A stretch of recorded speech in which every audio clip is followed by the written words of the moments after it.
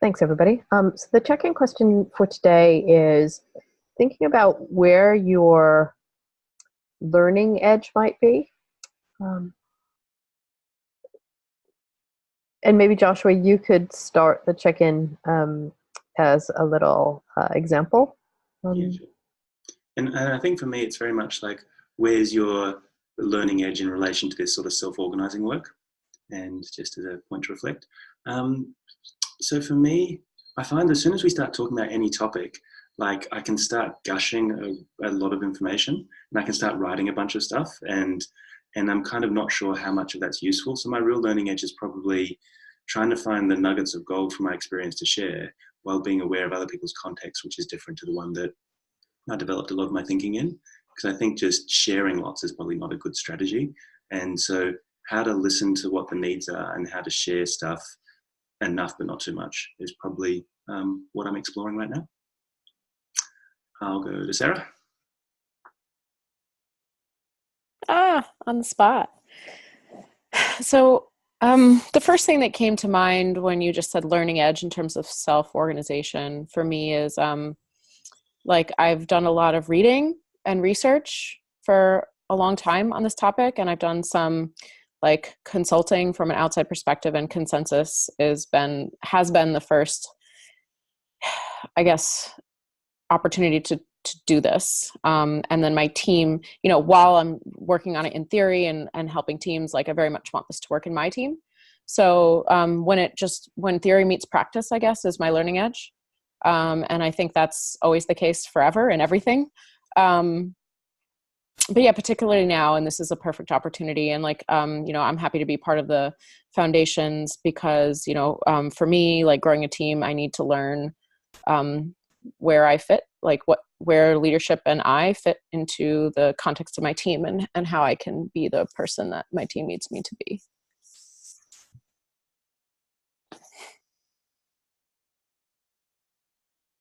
It's lovely. Want to name the next person?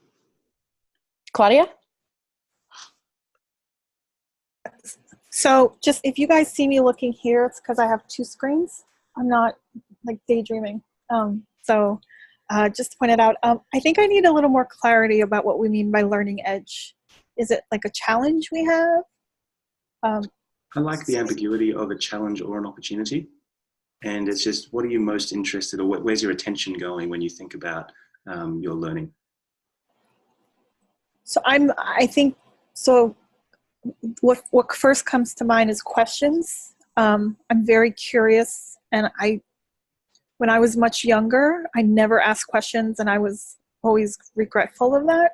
So I tend to ask a lot of questions, but be cognizant of not to derail a conversation, right? Like, I've also been aware that I do that. So I'm very, especially with self-organizing, it's so new to me, and I'm so thirsty and really interested. Fully aware that I'm competing with a corporate mindset that just won't die or retire, we'll say. So I think those are my two learning curves: knowing when and how to ask questions, and being completely open-minded to self-organization. And with that, I throw it to Josh.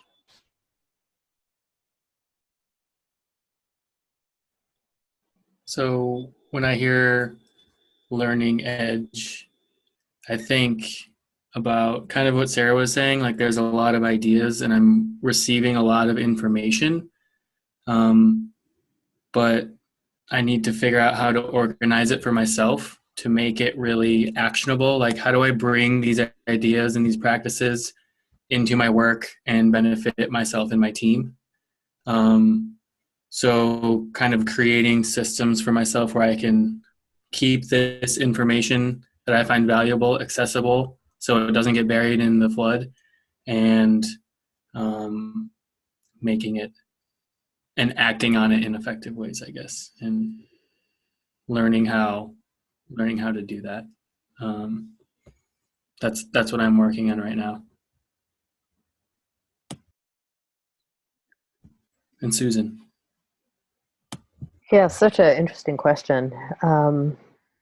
And important, I think, to be reflecting on regularly. sometimes I feel like it can be consistent across a longer period of time as well. And I think Claudia and I just got off a call just before this, and talking about how, just very much reflecting on what Claudia was saying, like how can I be the best that I can be at helping or creating or giving individuals and teams the confidence that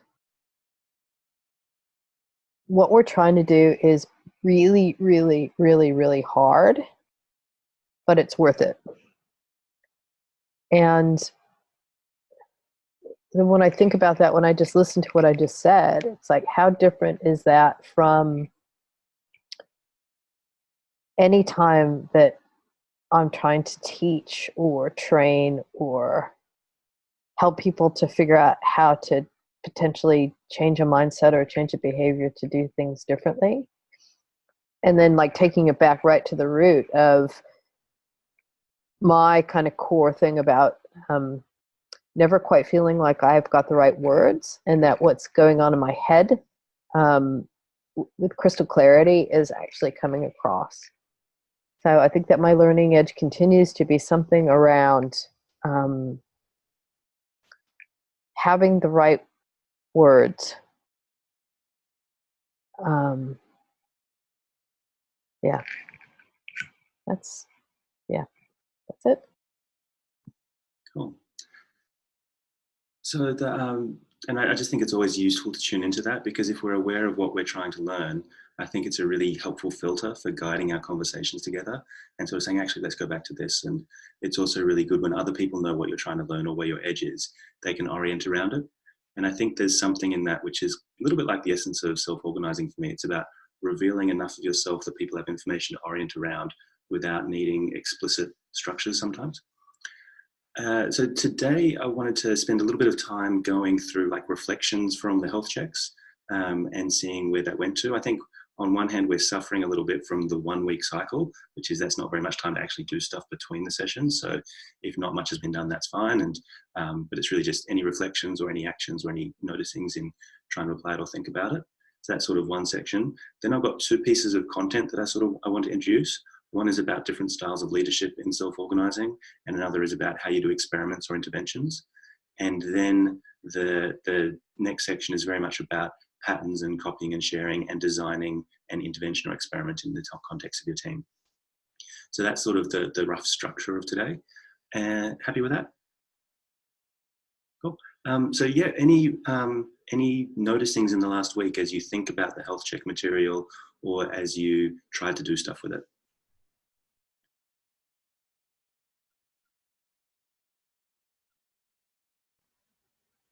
So I could start. I tried talking through the idea of the health check last week at our team meeting, which was immediately after our team foundations meeting last week. So I didn't have any resources to point to outline my ideas, and like I had just gone through this. So I had this idea of what it was in my head, and I was trying to explain it, and it didn't work out exactly as well as I'd liked, but I think people got a good idea. And then once I got the spreadsheet that you sent to me, Joshua, I shared that with the team, and me and one of my team members basically went over that and adjusted it to make it so basically the idea is each person on our team is going to check into each point on that health check and give ourselves a ranking from 1 to 5 with an additional comment on what they think the value means. And all the values are blocked out, so you can't see what other people are voting. And I'm actually introducing this worksheet immediately following this meeting at our weekly meeting. So we're going to basically have individuals do a health check of what they think the team is individually. And then the next week, we're going to take the averages and then the low value and the high value of each category and then talk about that And then the idea is, the goal of it is to identify 1 or 2 areas that we can focus on for getting the highest return on investment for improving team operations. And I'm really excited, and the people that I've shared the sheet with are like, oh, this is going to be super cool. So after getting that spreadsheet and then tweaking a little bit for our team's needs, I think it's super helpful, and I'm excited to share it today. Cool. Yeah, I'd love to see how you've adjusted the template in that way. I think one of the most, I quite like using templates or Word docs or mutable objects as artifacts and giving them to people, and just then you can hack it yourself a lot. And yeah, and seeing how people change it for their context is where I think that a lot of the richness is in peer learning communities. Yeah, I'll share that sheet with you. Actually, I'll share it with the whole team so everybody can see how I adjust. Any other reflections or noticings? I can go. So I was going through it the other day, and I really found the descriptions of the points to be useful, because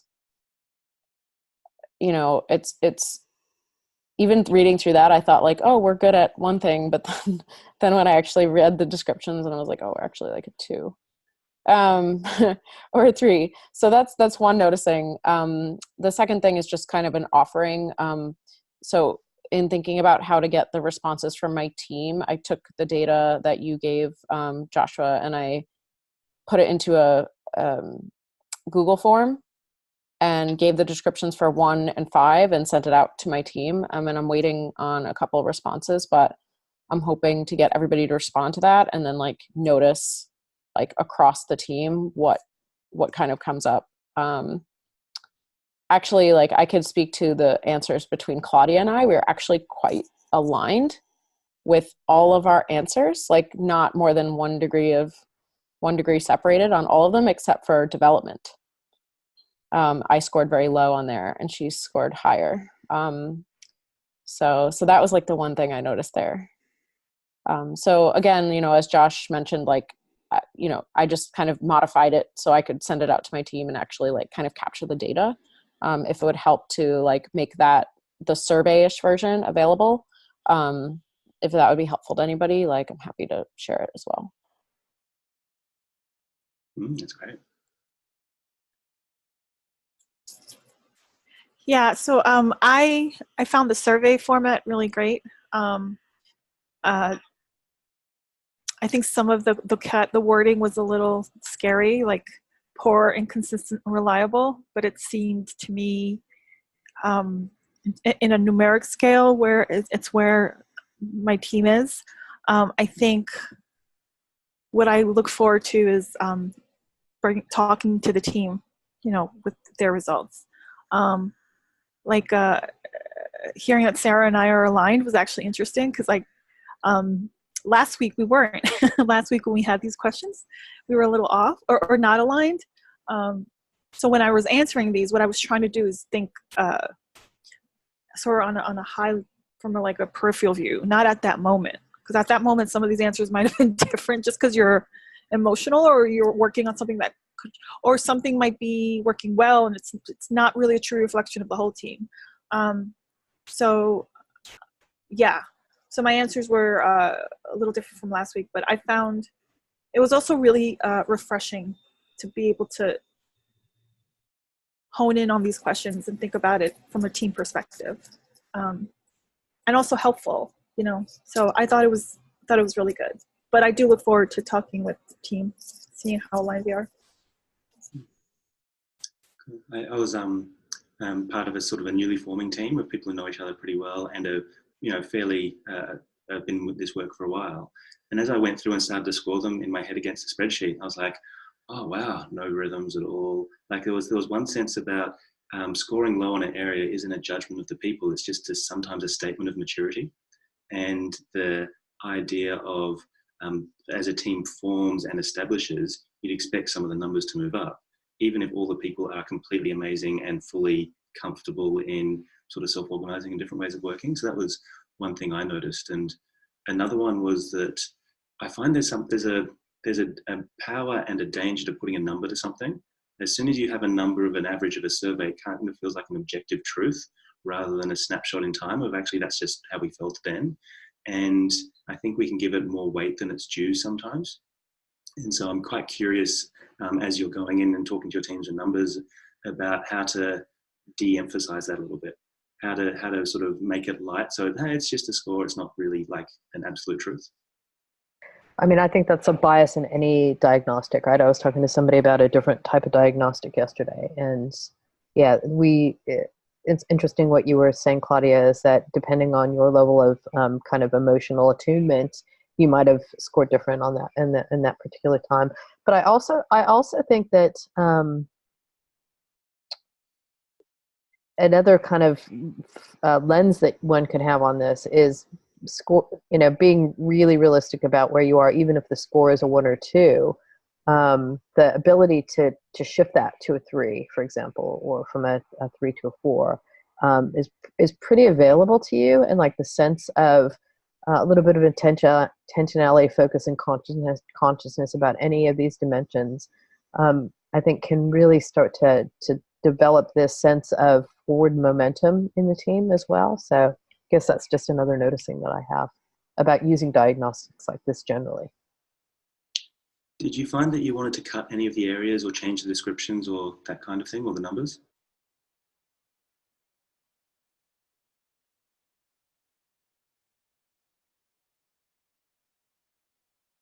I would say not really. I'm more interested in seeing, from a team standpoint, whether we are like which points we're more aligned on and which ones we are more separated on, and then having the conversation, right? Like using the data as like a conversation starter and seeing what comes from there. So I wasn't really like nitpicking on the wording, although like some of them are like, oh yeah, we're pretty good at like one thing, and then I'm like, oh, we kind of are too. Yeah, that's fine. But then, as Susan said, some of them, like with intentionality, you could see it fairly easy to move from a 3 to a 4. But then it's also like, what is the sustainability of a 3 or 4, right? Like to move there, but then also to sustain it.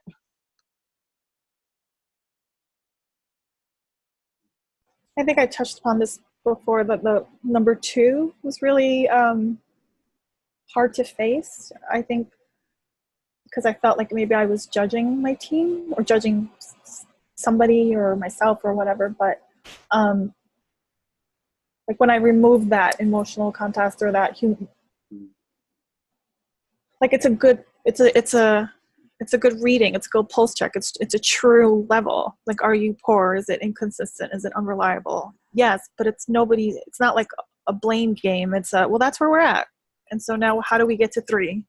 And so when I was able to shift that, I think that removed the evilness of the word poor, or the maybe the reputation of the word in my mind.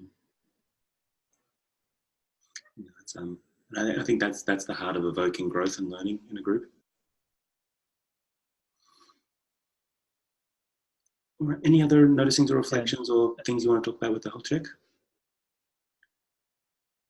Yeah, I just wanted to mention that I like the idea of using the numbers as a starting point. Like the numbers don't mean anything in themselves. It's the discussion that comes from the relative ranking of the numbers.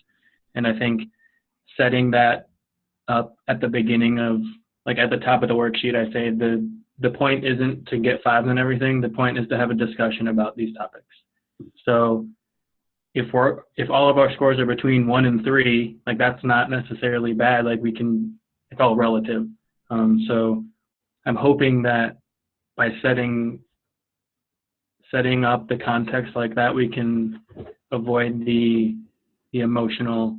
Yeah, Claudia, I know exactly what you mean. Like it can feel like you're judging your team harshly if you're giving 1s and 2s for a lot of stuff, but hopefully giving that context at the beginning can help reduce that feeling.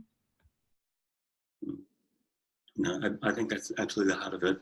One of the suggestions for facilitating the team experiences would be, one is when you've got all your numbers, you can kind of ask yourself like, so what? Does it matter? So we're a 1 in rhythms.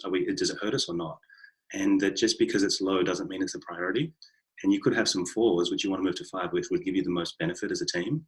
So it's really like the idea of this is a prompt for a conversation.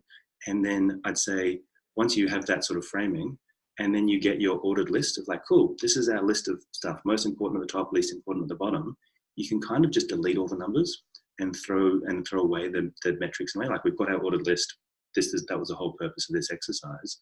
And that is might be a way to sort of release some of that judgment, though it sounds like you're all framing it up really well and set up to do good things with it. All right, so there's 2 pieces of, I guess, concepts or stuff I wanted to talk through, and then get into some practical things. Now, I'm just going to...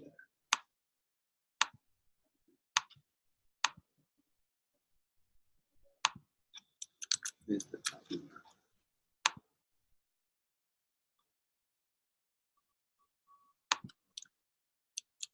Okay, so that one. And here, so this is a concept which is, we sort of use the language of full circle leadership for, and I find that it helped me frame the way I act in a group, particularly when making change. And it also, I found it helps people reflect on the idea of everyone should lead some of the time. And I'll share this article in the Slack and the notes. But the main thing I wanted to talk to was this idea. And the one like when you talk about leadership, it's often not multidimensional. And what this circle does is basically saying that when you're looking at an initiative, there are phases of evolution. And it's quite easy when you think about in terms of a company and company founders, and then the company gets really big and different kinds of leadership comes in, and there's this evolution of a company. But I find that when I'm thinking about, oh, I've got a team and they want to change their decision making, well, someone needs to lead out on an initiative to make decision making better. And the idea of everyone's going to work on it doesn't really work. It's usually 1 or 2 people say, okay, let's do an advice process, or let's do consent, and let's use Lumia. Whatever the initiative is, there'll be 1 or 2 people who kind of to lead out on let's improve the team. And I find that this language, that the people who lead out on it, it's sometimes they're the people who lead it for the whole cycle, but other times they just do a part of it and have to hand it over to other people. And I find what this model or language has done is it gives people the context of, I'm going to be doing these parts, and I want to hand over these parts, and there's a sort of more of a dance of handing over individual initiatives. So I'll just talk through it a bit, but I found it was pretty intuitive. So the idea is the first part of an initiative or a change is to sense it, like there's something wrong here. And so the health check is all about the sensing and inquiring sort of space. Like there's something that doesn't feel right, let's get some data, let's form an opinion of, yes, I want to work on feedback, or I want to work on roles, or agreements for decision making. Then there's an inquiry into like, what's the shape of it? And this is where the conversations you'll have in the teams is, okay, we think feedback is the most important thing, or we think roles is the most important area. And there's this kind of, what's the shape of the problem? And that's quite conversational. And again, for people who are used to, I guess, building products or design thinking or starting things, it's kind of intuitive. Like you talk to lots of people, you get a sense of the problem, you might look for where other solutions are, and that's kind of where we'll spend a bit of time today. And then you start to say, actually, I think this might be the solution. That's the envisioning part. And often I find this is where, depending on the size of the team or the group or the size of the problem, this is where you have like all your conversations, like one-on-one conversations of, hey, I'm thinking about advice process, what do you think? And you start to present an idea or some rough ideas of it. And then the next stage is around a prototype. So it's kind of like, let's build a model, let's try something, let's do a play, let's do it for a set period of time, let's do it in a small subset, let's do something which is cheap and easy and can learn. And often I find you might iterate around that bunch where you're sort of living in the prototype land, you're evaluating, you're prototyping, it doesn't work. And then I find there's an important thing, and one thing that I've seen lots, like an anti-pattern in this work, is people will sense, inquire, envision, they'll prototype, they'll evaluate, and they'll leave it. And it won't go any further. And when that happens, it's like all that work is wasted. If you don't go through the bottom arc of the circle, then nothing actually changes. And this is also where I find that this is where I find the most common shift in leadership styles is. Like personally, I'm really good at the top part of the arc, and that's where I'm really happy. But as soon as I get down into the bottom arc, I start to get quite sad. So I tend to shy away from that work. There's sometimes I sort of go through it, and I find that there's a lot of people who really like to have nicely tuned prototypes handed over, and then they can start to tune it, maintain it, tweak it, make sure it actually works as a process. And let's go. All right. I missed my computer setup. Okay, so that's kind of the top part of the arc, and then the idea of evaluating, operationalizing. This is where it's like, what does it actually take to get everyone doing this most of the time? And this is where I find a lot of the real cost is. And in my experience, where cost can be underestimated, it's one thing to say, let's try advice process. It's another thing to say, let's make advice process consistent and reliable and something you can use for important decisions. The maintaining it is like, it's easy for things to fade away. So how do you think about maintaining it? And then how do you think about tuning it and improving it? And then you're sort of back in the cycle of changing initiatives. So Alana, one of our colleagues, wrote a bunch about these kinds of things from her perspective, but personally I found it's a really useful lens for thinking about which parts of the circle I'm most comfortable in. And when I'm planning an intervention or an initiative in a team, starting to at least think about the different areas and know which phase we're at. Because if we all have the same idea of what phase we're at, then I find it can be a much more powerful planning. So I guess that's the idea in a nutshell, and I'll share that article for you to sort of look at and evaluate and see what you think. Any comments or questions?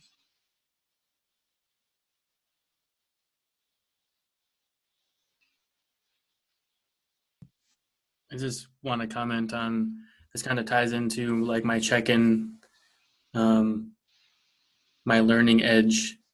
I'm getting ideas, and it seems like that's more of the visionary side, and I'm thinking about how to like I'm trying to think about the best way to operationalize these ideas that I'm learning here. So it just kind of ties in with my check-in.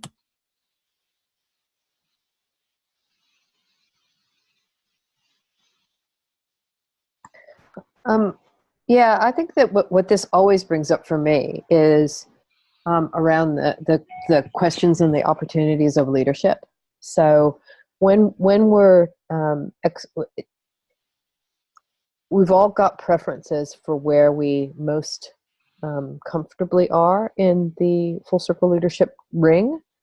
And from my perspective, a really highly functioning team will be able to recognize who's great at showing leadership at what point in the, I guess, the life cycle of an idea or a product or a learning. So that's what it always brings up for me.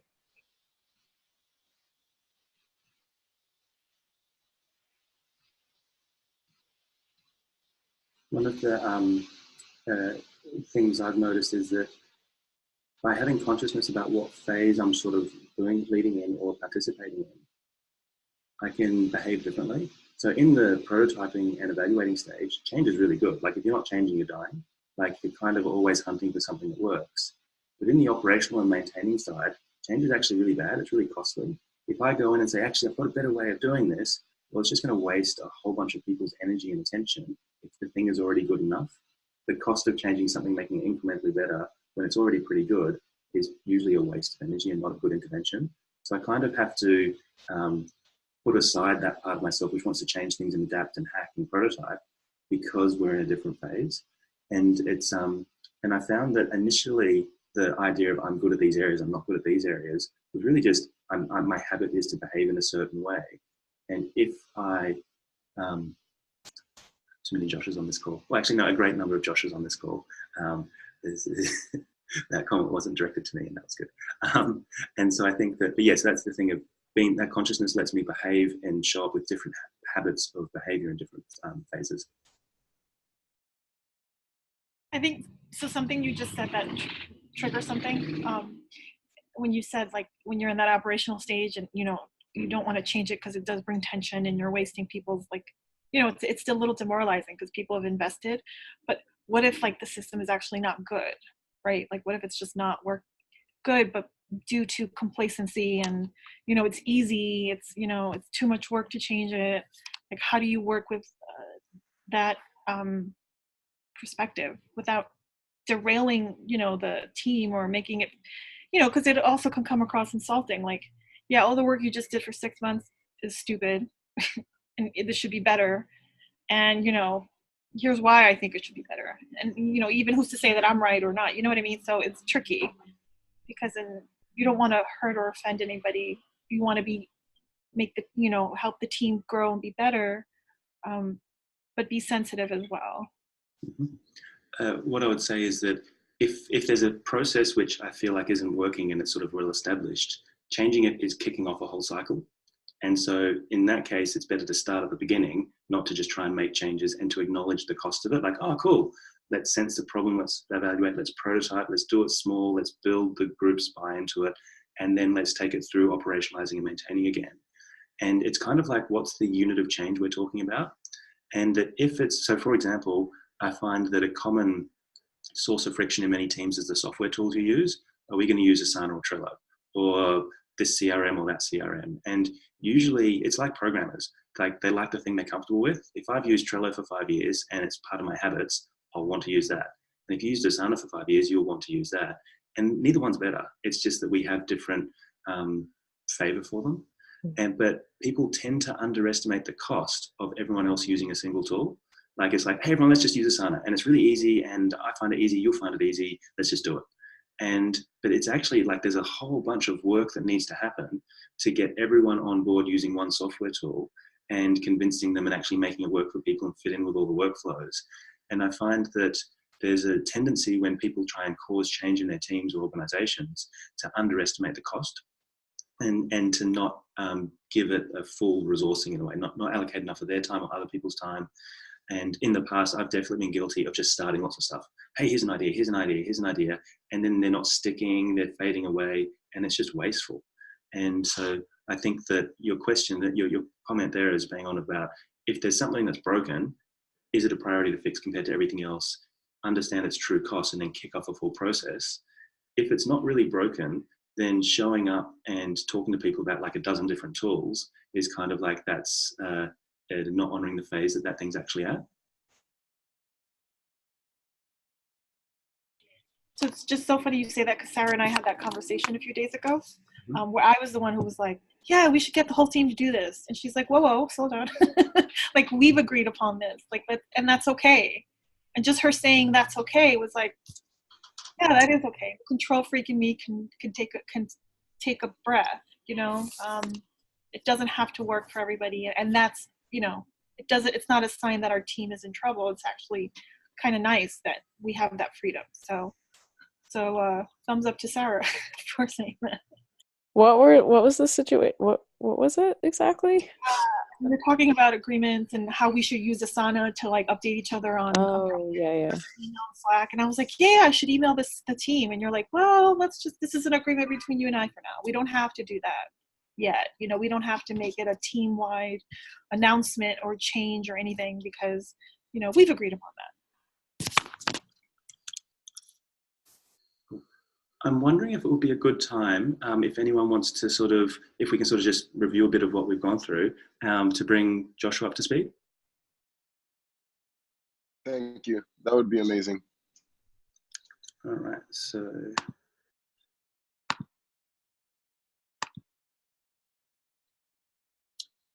Anyone want to have a crack at speaking to the team agreements things? Or rather, let's go first. What was the most useful short nuggets from the reflections on the health checks?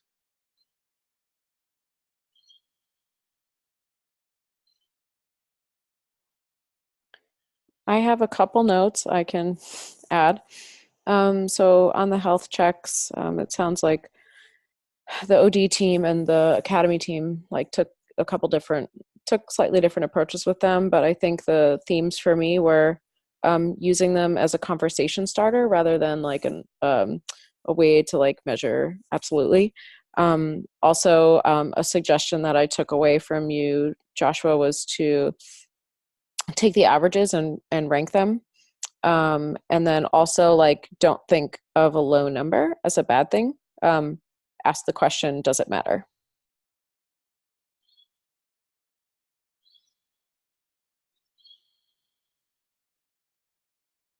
I think the thing that stuck out for me was in Josh's sharing of feeling really good about tweaking it and specifying it for the kind of, I guess, specialness of each team. And I felt like that was a really good example of this whole copy, improve, share for your circumstance kind of, I guess, methodology or premise that we have around these tools. So I thought that was great. To add to what Susan was saying, Josh's title, I believe, or something he put on the top saying, you know, this isn't real, like if the low numbers is not, it doesn't mean it's bad, right? Or something like that you put. I don't want to put words in your mouth, Josh, but something that you said caught me with that kind of preface, like, hey, this is not a measure of if we're a bad team. It's just a measure of, you know, where we're at and where we can go from here. So I thought that was really, really cool.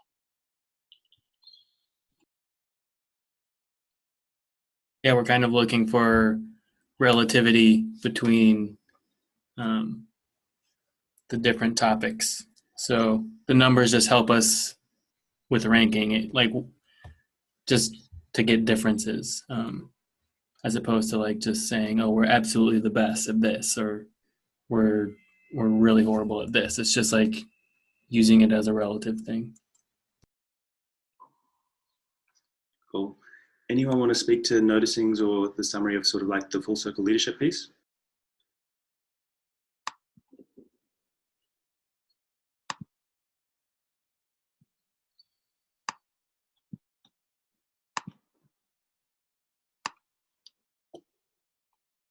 Cool. I'll have a crack then.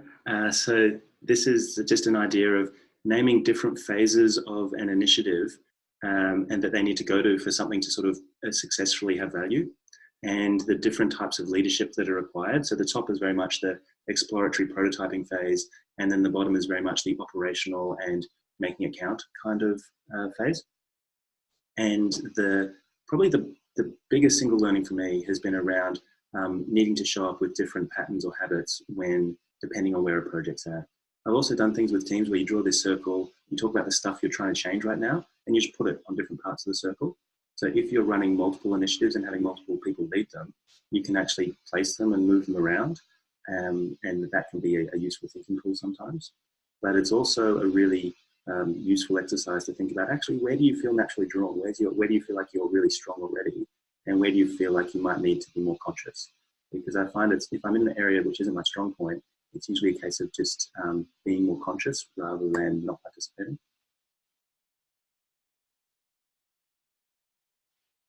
Okay.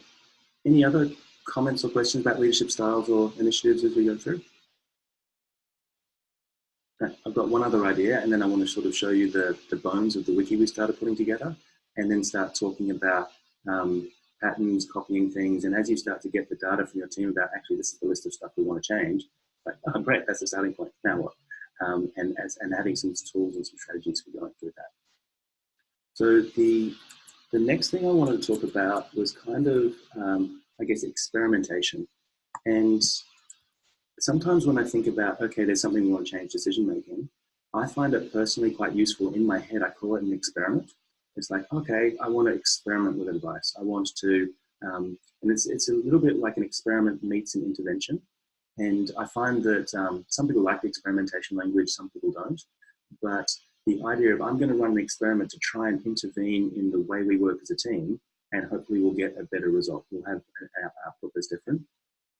And so the things that I've learned about building a culture where that's kind of normal, where there's always things changing, there's always things going on, and people are comfortable with that, is there's an idea of, I guess, managing the cost of failure. So if we try something new, and it just blows up and the team can't work anymore, we haven't managed the costs of failure properly. And there's a bunch of, I guess, strategies or techniques or tools to minimize the cost of failure. The first one for me is very much like respecting the status quo.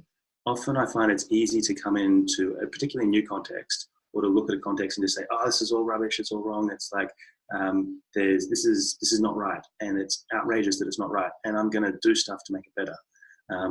And I find that the approaching the status quo with curiosity and actually saying, well, why are things the way they are, is a way to dodge a bullet in a sense, because sometimes the best way to stop something failing is to not have it fail in a way.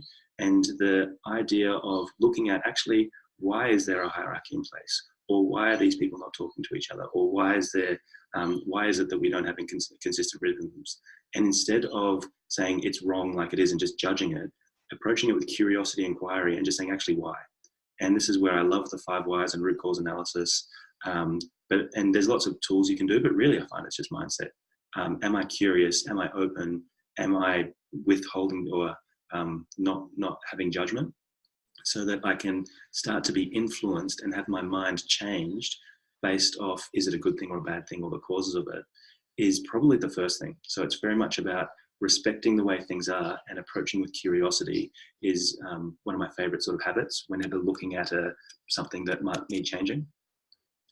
The next one for me is about copying stuff that, yes, Susan? Has that changed for you over time?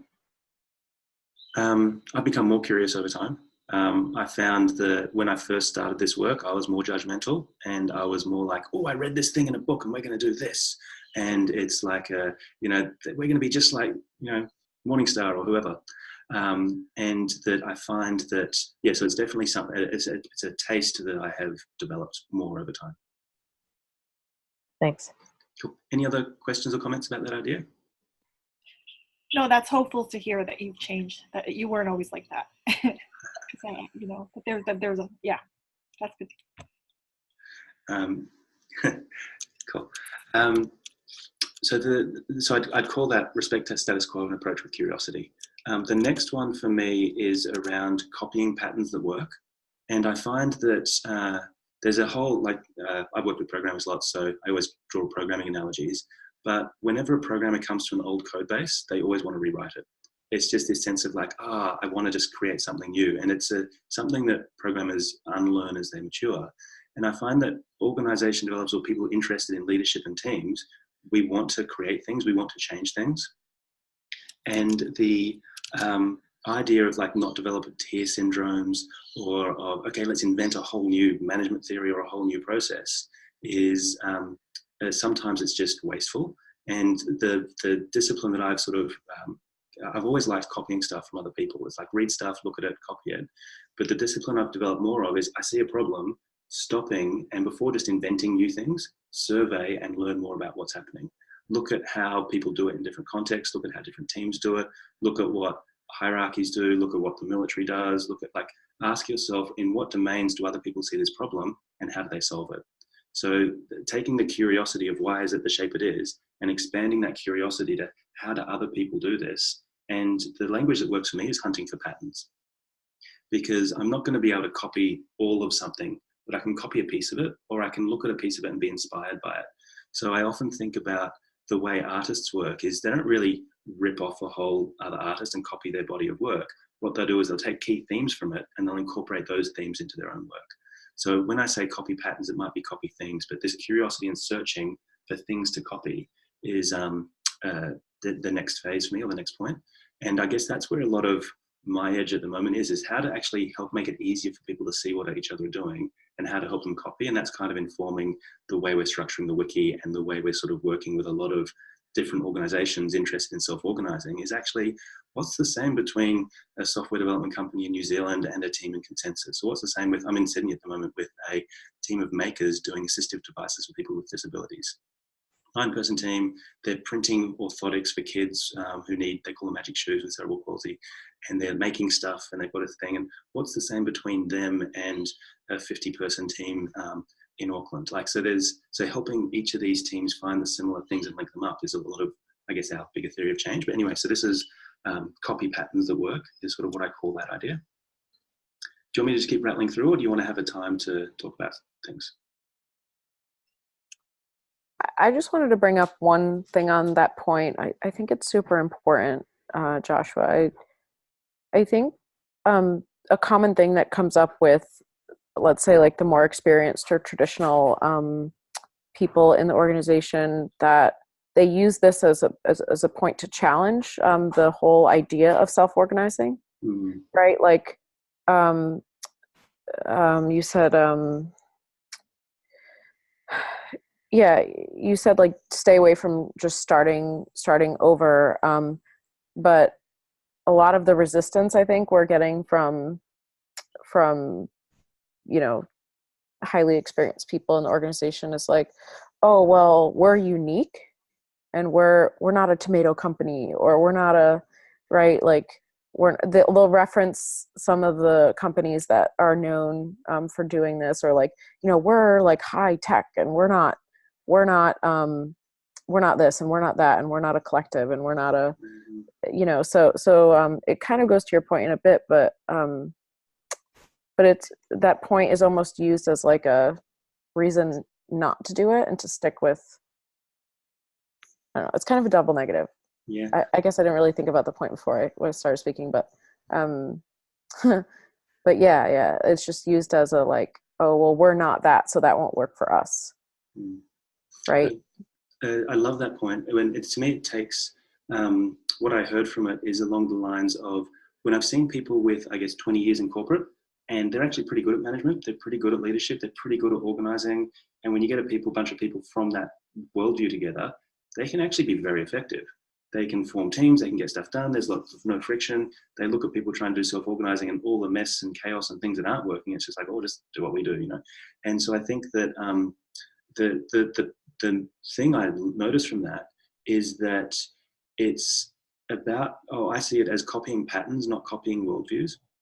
So a case of, if we're talking about accountability and it's like you check in with your manager and your manager kicks your ass if you don't do your job, that's kind of a pattern. But it's got the whole philosophy of that way of organizing baked into that pattern. It'd be very hard to copy that and apply it when you've got something around personal sovereignty as your core value. And so I think that that's sort of one of the things I think about. Yeah. So like the paradigm to which they're like coming from, or their worldview. Yeah. And it's sort of like, if I think about pulling a pattern out, I try to scrub it of the ideology, or I try to be aware of the ideology that's baked in, and how does that fit in? Ideology might be not the word, maybe core values. Because I think that if you've got people who are objecting, the idea is, well, the approach I would take is, what is the core values which you align on? So it might be, yep, we're not a smarter company, we're software, we're high tech, we're not a collective, all these things. But actually, what do we value here? And if you don't have a shared value base, it's going to be very hard to have similar practices. And if you can get down to what the shared values are and build things which fit with those values, then I think regardless of the superficial differences up here, you can find common ground to get buy-in. Yeah, I absolutely agree with that. I think that the actual potential for really having a level of consciousness about how we're organizing comes from values, not from purpose. I think that aligning around what are our principal values about what our beliefs are about people and about each other. Do we believe that the industrial model for organizing is the best we can do? Is this the best we can do? And if no, then that's like a value leveler from a starting position to what could be possible. Again, it not getting into like the whole theory of like integral theory or spiral theory or whatever, in terms of like the levels of development that we are as humans, as individuals, and as groups. None of that theory throws out anything that's come before, and I think that I'm loving the way Joshua's been talking about it recently, which is there are valuable nuggets of goodness at all of these different, not only at all the different levels, but all of the different organizing forms that represent the levels from a metaphorical perspective that we can build on. But it all comes down to what our collective values are and what we believe is possible. And I'm just looking at the time. We've got 6 minutes left, JB. I thought it was hour and a half in my calendar, not 1 hour. Yeah, I have an hour and a half. Oh, do we? Okay, sorry. My fault then. Hold on. Okay. That's Carry on. okay. I don't have to adapt as radically as I thought I did 10 seconds ago. So the other thing I would say is that in this curiosity of looking around organizations and how people work, that doesn't mean you have to copy the patterns. Like I found, for example, when you look at politics or religions or whatnot, a really good way of building tight alignment of a group is to evoke us and them. Hey, this is us, we're like this is them over there, they're different from us. And you can cohere a group really powerfully like that. It like ties into deep human tribalism. Personally, I don't think that's a great pattern. I'd never try and copy that one. So you can look at the patterns with curiosity, but if you go into actually why does that pattern work, you can get lots of rich insights that might inform actually how do you want to build alignment or coherence in your group. And I found that anyway, hunting for patterns would be one of the key practices I'd suggest for managing the cost of failure when you're experimenting, because copying something that's been proven somewhere else is a good strategy. The next one for me is about starting small. So it's so good, like even if the pattern is perfect, it's, contexts are unique or they are different. And just because this works for that team over there, it doesn't mean it will work in my team. And even if I think it will work, it needs to be proven. So the idea of I love the example you had where the two of you have an agreement between you. And it's like, oh, we'll work this way together. And if you get a third person looking at it and they want to work that way, then you'll set up really well for a team-wide agreement. So instead of just saying, hey team, I want everyone to change what they're doing and going straight towards the full coherent or full implementation, starting small, it's really cheap. You'll learn a bunch, your ideas will get better. And again, it's that arc of the thing there. So often I find there are some types of things which kind of just aren't possible unless everyone does them. Like it's hard for me and Susan to experiment with a retreat format together. Like we can get together and we can go somewhere, but it's not a retreat. It's just two of us going somewhere different. You kind of need that 20, 30, 50 people thing to experiment with the retreat landscape. So some experiments are harder to start small and you can't learn things at different scales as much. And being conscious of that is really useful. But wherever possible, start as small as possible is one rule of thumb I found really useful. The other thing is let things settle. And I think this, you might be able to see some of my arc through this learning, but the idea of constantly changing stuff. And in, I think the week after next, I want to talk about the attention economy and sort of strategies for managing it. But the idea that if you change all the time, then people can't operate around it. It's not consistent enough or reliable enough. And I find that the other idea is that time is one of the most important ingredients for making living systems work. Like if it takes 9 months to grow a baby, you can't get 9 women and have a baby in 1 month. That's not how biology works. If you want to bake a cake, you don't just ramp the oven. If you want to make a cake faster, you can't ramp the oven up to twice the temperature. You just burn the outside and not have the middle cooked. So I think respecting the role of time in organizations and teams and relationships developing is like, cool, after a 1 hour session, I want to get our relationships up to 5 isn't really possible. It takes humans and time for it to grow at an organic rate. One of the challenges I found, and I find that idea has been super useful, and it's made me more patient and more like, actually, let's just let this sit. Let's just let this grow and let this mature and realize the time component is I kind of, it's easy to know how long a baby takes to grow or how long a cake takes to cook, but how long is the optimal time for a team to form really good relationships? It's like, I don't really know that. I've experimented a bunch and I've sort of got some ideas, but it could be that we're doing things wrong and it's taking too long. Or it could be that we're trying to force things and that's too fast. So I found this is where one of the learning edges I've had is actually how much time is enough time and how much is too much time is something which is constantly exploring. So, yes. I was just going to say to that point, Sarah and I were talking about, we talked a lot yesterday, but one of the things I had said to her was, our team should have a retro and have agreements, and then we should be all good to go and ready. Like, why is this? And she's like, Claudia, it takes time. We're people, we're humans, right? It's not a one-shot deal. And, I sort of had to be honest with myself and say, I guess I can't check that off. Like, okay, great. We all love each other. Let's move on. Great. We agree on, let's go frolic in a meadow. Yay. And respecting, when you said respecting time, it just sort of felt like I got like goosebumps. I'm like, yes, and I know like I felt it in other teams, and I know other people on our team feel it too. It's like there's this rush to get things, not just deliverables necessarily, but just to resolve things. And I think that's such a, like, time needs so much respect, and that introduces a lot of clarity too, and permission, right? It's okay to breathe and take it all in, and make mistakes, and feel this through. Sarah, you won a role yesterday. I just want to say that. Yeah, so kudos. Fake it till you make it. One of the things that underlies that role of time thinking for me, and I found one of the richest inquiries I've had over the last 10 years, has been mechanistic systems versus biological ones. And I find it's really easy to have a mechanistic worldview. Computers, machines, and many organizers see organizations and they use mechanical metaphors. Whereas I think if you look at how biology works and biological metaphors or evolutionary metaphors, then it's just a different way of thinking. And I find that the biological one evokes time a lot more. It also evokes diversity and evolution and lots of other things. So that's one thread you might want to tug on. And so that's patient, let things settle, on the roll of time. The final thought I'll offer in terms of managing the cost of experimentation is basically about deliver value early. So the thing about experiments is you can try a bunch of stuff and it can fail, but if you've gotten value along the way, it's like getting paid back for the work you've done up front.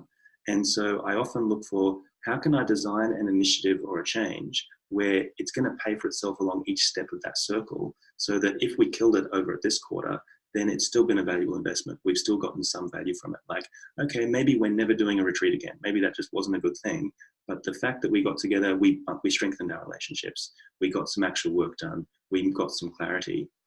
And so when you're looking at, okay, this is a 4, we want to move to a 5 or a 2 or 3, thinking about, okay, if this is the arc of the intervention or the experiment, how can you start to get payoffs earlier in the arc, rather than actually it's only going to be valuable if we go all the way to the end and we maintain it for 5 years.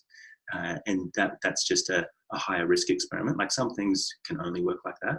If you're spending a lot of money in plant or equipment or whatnot, there will be sort of a payoff cycle.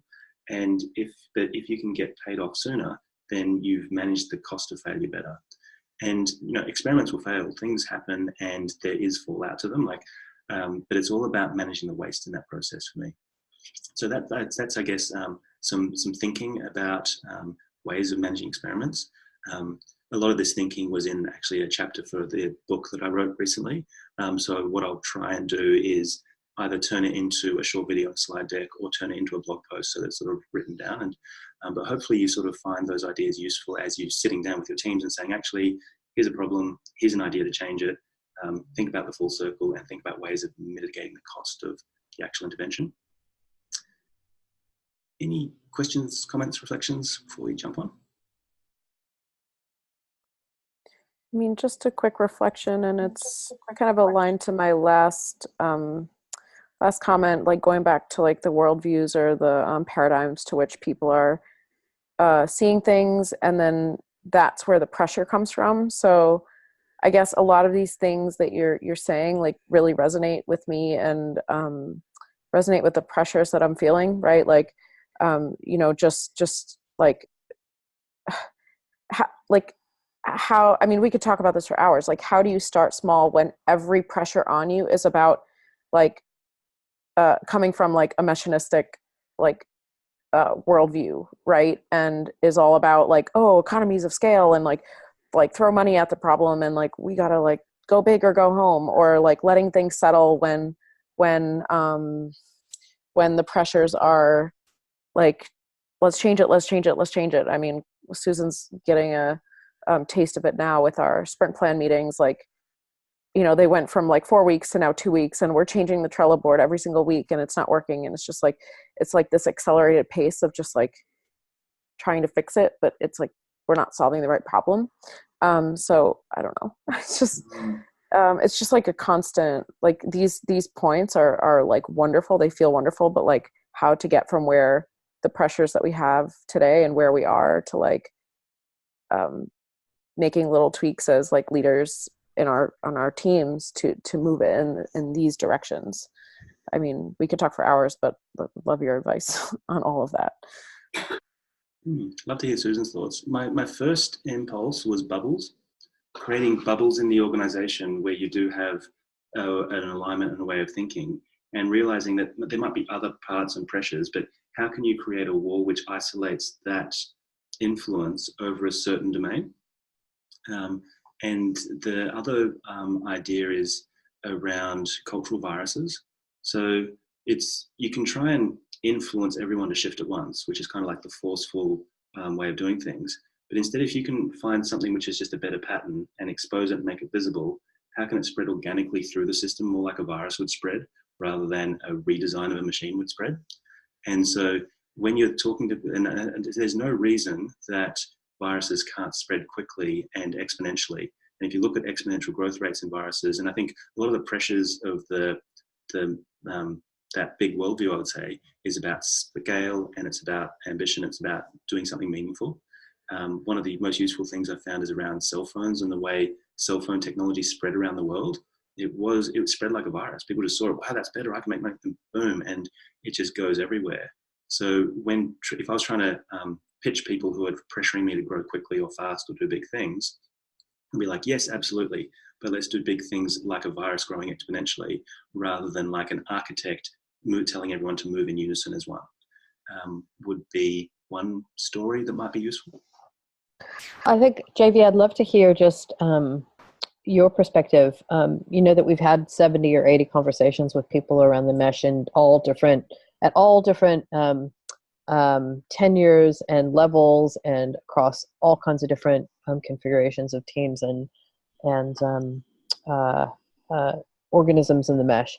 And I think that certainly what I've noticed there is a willingness, but an expectation around how that can be done well within a studio of startups, more or less, that are mainly focused on their own thing. JV, I wonder, like, knowing like the specifics of consensus in the mesh, and what you've noticed in the conversations, what could be and what could be a possibility, like a low-hanging fruit of possibility to get some of these little inoculations happening.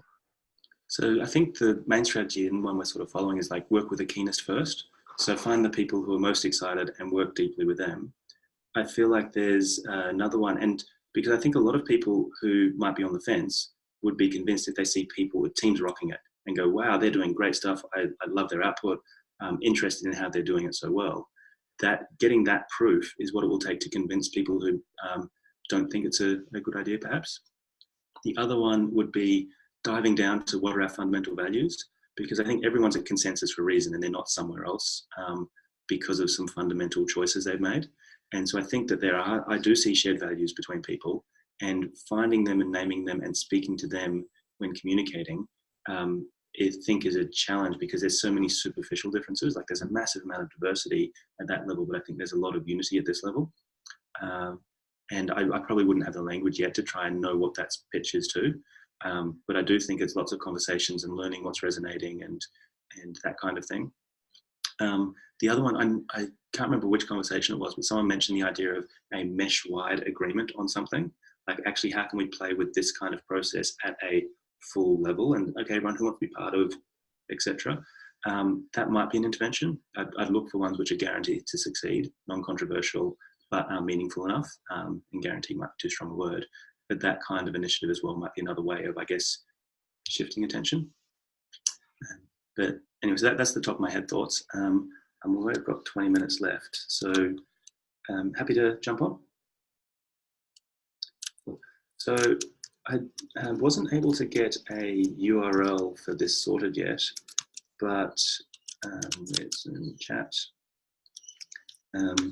This is a wiki that, because we've been working with a bunch of different organizations, sharing the health check with them, and one of the ideas is around, actually, can we get a wiki where people can start sharing patterns and talking about this idea of patterns of organizing? And so it's a simple docu-wiki at the moment on some shared hosting, and the domain should be sorted soon. But what I did was I just put up the different categories And actually, screen sharing is probably the easiest way. So run through this. And as your team start to say, this is where we want to work on, then a lot of our focus is going to be on, okay, how can we document the stuff? And when I think about my learning edge of how to share stuff usefully, what I'm going to be doing is trying to expose patterns. Here's a workshop, here's a facilitation technique, here's an online game, here is a thinking tool, here's a book, those kinds of ideas, and organizing them in this structure. So that if you're saying, okay, feedback is where we want to go, then I just started to put in some sort of initial things about, okay, this is what actionable specific time feedback looks like. This is a speed backing workshop, and what that looks like. Here's what an anti-pattern of like a team not providing enough feedback. So on this page, we can start to say, okay, if you've got a team where no one's really giving each other feedback, here are some things you might want to work. So this is very much a wiki, which we're definitely going to be doing a bunch of work on populating, but it's really designed to be something that you can start to put stuff into. This is what worked for me, and expressing the diversity and different opinions and putting stuff into this is a lot of our hopes about how we can help get more peer learning going and what we can start to do with a focus for these team foundation goals. And so that's the key idea there. And so I was curious about, do you have a sense yet, or if you were to sort of make suggestions about where to start populating this, what's the most interesting for you? Or is it too early to tell until you do the team things? Sorry, what, I didn't hear the very last part. It trailed off. What's any of those areas more interesting for you than others at this stage? Or are you still sort of waiting on the help checks to come back before sort of knowing where to dive into? So JV, I'm curious, is the ask here around how we start to do some pattern identification to populate this, or what, that's what we're talking about, right? Yeah, so I think this is where I guess I'm quite keen for people's thought about, okay, we've spoken about full circle things. We've spoken about ways of mitigating the cost.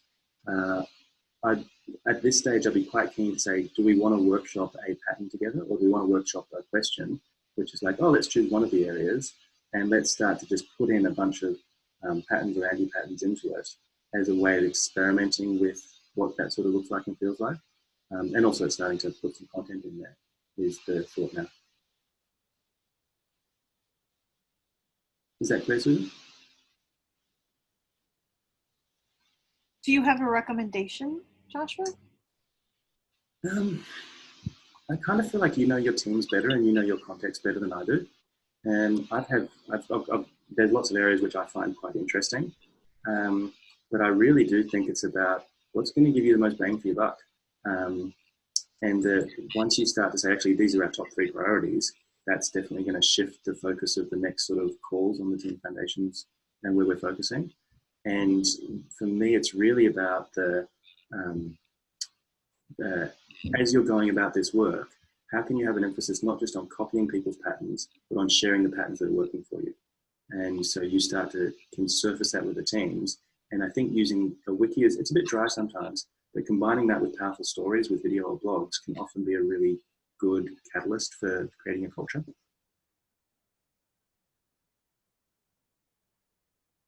So I guess is the question you're asking is, and I guess my sense of this is that maybe the teams aren't quite ready to land on the top 2 or 3, but maybe we could just choose one, and you could kind of lead us through what it might look like if we'd chosen that one. All right. Do you have the most interesting one, Susan? I don't know. Is it interesting or easy? We have 16 minutes and we want to check out, so maybe easy-ish. How about the rhythms one? Rhythms? Yeah. All right. So the question here would be, okay, if you think about rhythms and the ways that a team gathers, what do you think are examples of patterns of that working, and what are patterns of that not working? Okay, so I can start. I think a pattern of it working is A regular time. Just as simple as that, a regular time. The idea of a standing meeting? Yeah. Yeah.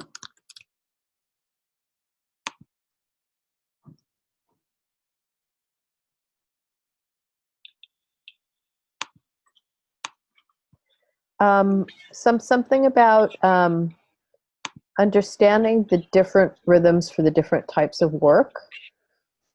Yeah, I think that one's pretty useful for me, is around fast, medium, slow.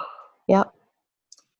That is, and I've noticed that it's because census teams are so young, you kind of haven't had like 3 years of history for your annual cycles and that kind of thing.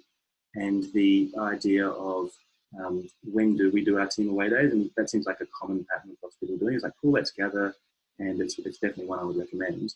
But the idea of saying, okay, that's our slower rhythm, that's our 6 monthly heartbeat, and we've got our daily stand-ups or whatnot. But what's the stuff you put in the middle? And how do you start to block out 4 hours of time once a quarter? And what do you do on that time, and what do you use it for?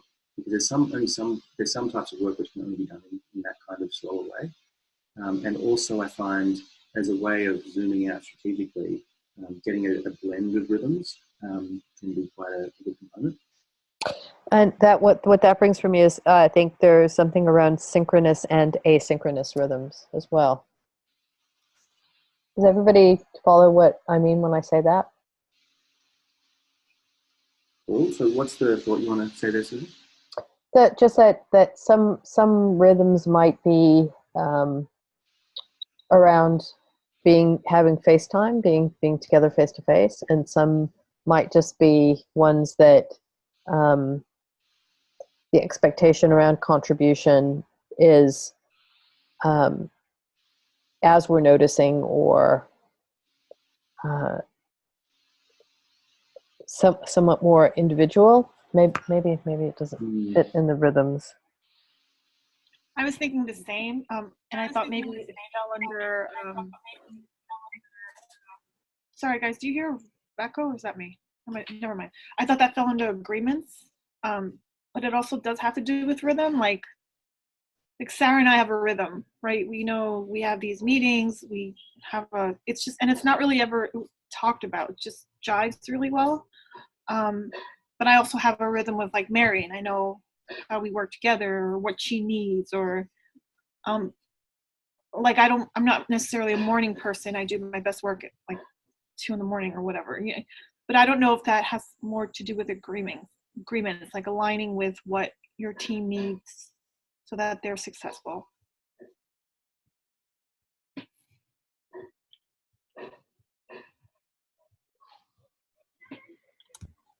Claudia, I was gonna say something along the same lines. Is I have patterns with different people on the team, and the patterns are different based on where they're located in the world.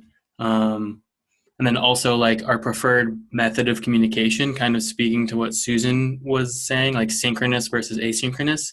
Like I use Slack more synchronously. Like I try to respond within a matter of hours on Slack to keep a conversation, whereas email, it can be a couple days before a response is expected over email, which could also be an agreement among the team. Like email is not as pressing, but like it's also kind of a rhythm. Like emails are slower. Like if you are not pressed for time, like maybe don't use email as much. It's kind of a rhythm how the team communicates. So what I heard there was one around this concept of individual patterns, and I think expectations for response times. One thing I did recently was in my footer of my email, I just said, hey, you can get up to a 48-hour delay. And that was useful for just setting some expectations for people, I guess, without like a team agreement. It's more just that's the way I'm using that tool. Can you say that again, Joshua? What did you put in your email? In the footer of my email, I have, and I'm not fully happy with the wording. I want to tweak it a little bit, but it's basically saying I can have up to a 48-hour delay between reading my emails. And so if you want to guarantee a faster response time, message me.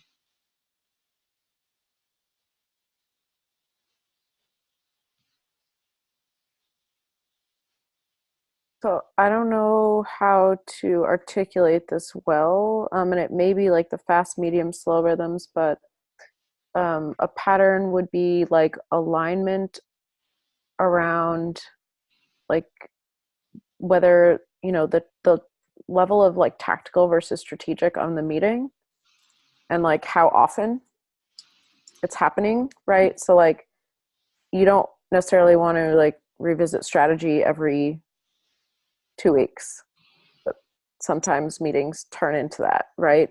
Or you don't want to like have everything be tactical all the time, right? So I guess the level of thinking, like shorter term versus longer term versus like how often those meetings are. So And I also find that that's often a symptom. Like if there's a team who's always going into tactics, then maybe they don't have enough thinking time. Or if they're always going into strategy, then maybe they're not clear on what they're actually doing, when and how. Or probably the real thing is they're not clear on what they're not doing. And I find that the pattern or the intervention might be less about, okay, everyone, we're going to call this a tactical meeting. And it might be more about, actually, we need to go and invest in getting our strategic thinking together so that we know what our work plan is for the next 6 months. yeah, and some of the that goes kind of into an anti-pattern, which would be spending a lot of time in like strategic planning type meetings, and then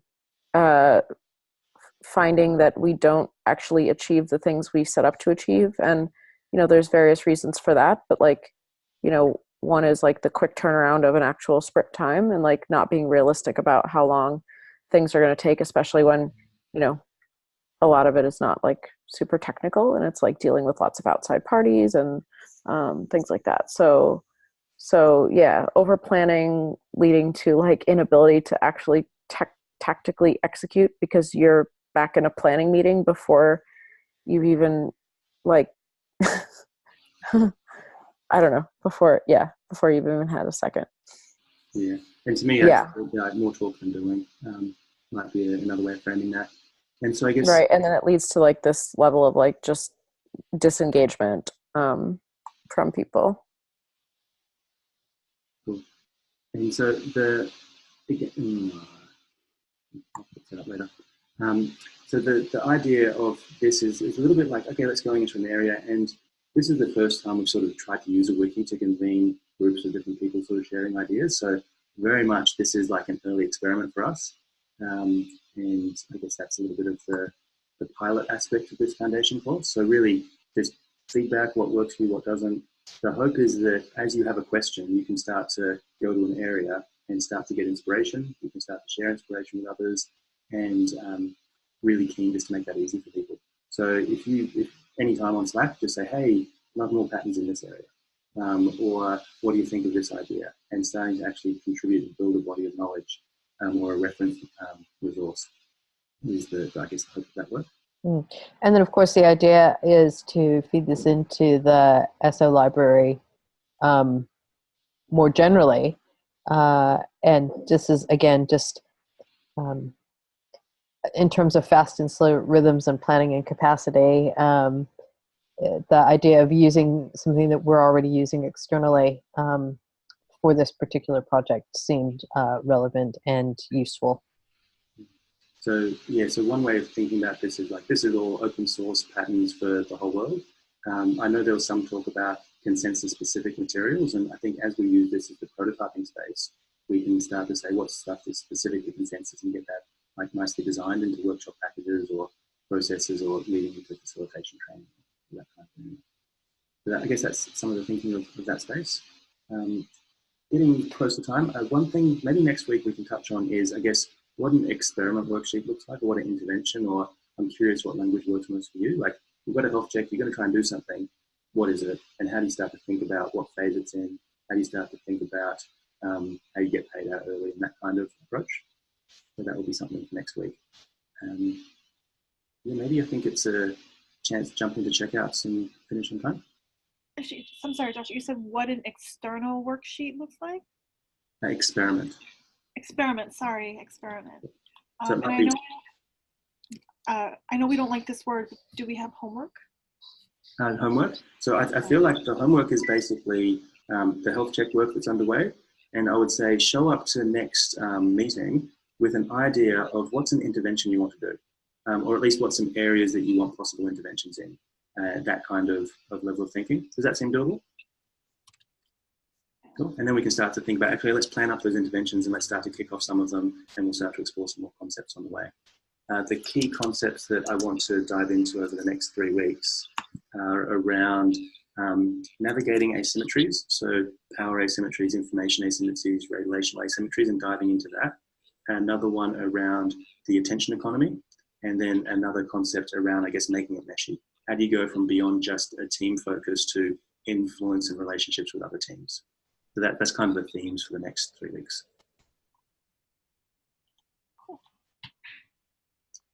Cool. So I guess checkout question I'm most interested in would be like, what was the most valuable thing for you today? And what are you most looking forward to in the next week? I can start. I think the most valuable thing for me today was just feeling really good about the group, the size of the group. I think it would be, it would feel better if we had a couple of more people, and if Joshua had not gotten surprised and caught in the rain, that would have been really great. But I really appreciated the level of thoughtfulness here and engagement with the material. And I really do like the mix of kind of focusing on how we get baselined and how we actually have data to start to give us the I guess the starting points for improving and actual team health, because I think that's what the foundational stuff around teams is. And I'm also really appreciating the looping in of the other ways of thinking as leaders to help us kind of ground more into this self-organizing in teams generally. So yeah, I'm appreciating all that. That's me. Claudia. Thank you. I think the big sort of yay moment, if you will, is having this health check and taking it back to the team. I think there's been a lot of it's a great way to hone in on what we want to talk about and work on, or at least get a temperature check. I don't think we've ever done that. I think we've tried, but I don't think we've been able to do that. So I'm really excited, and I feel almost like I've been lost, and now I have this guide. Like, okay, I'm looking forward to taking this back to the team, and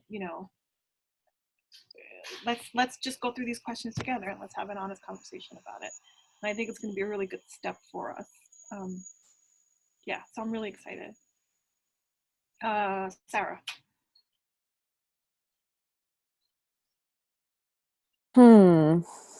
All of it is very useful. I have lots of notes.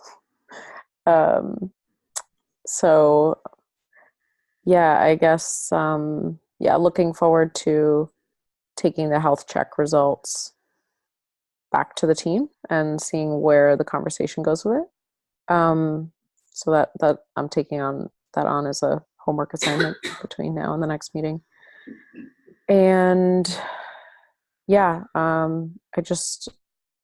I guess I didn't really know what to expect out of today, Joshua, and I was like pleasantly surprised about, we touched on a lot of different topics that are all super important, I think, that also get to the root of what's going on, at least in our team. And I'm just really looking forward to diving in next week and really getting into what experiment we each could start, right? And how you can coach us through it, just super practical. So thank you for your facilitation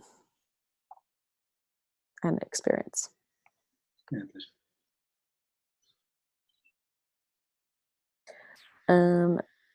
it's going to be Josh. A Josh. You choose.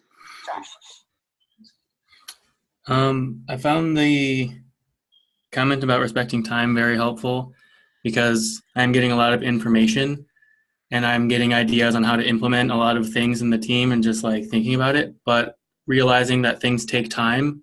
I can introduce a topic and that's going to take time to manifest in the team. I don't have to introduce a bunch of things at once. I can introduce things one at a time, let those kind of grow. And then as that matures, I have time to develop another idea and set up introduction of another idea. So that perspective on time was really helpful. And I'm excited to start getting data from our team about what they think on the health check. So, yeah. And Joshua.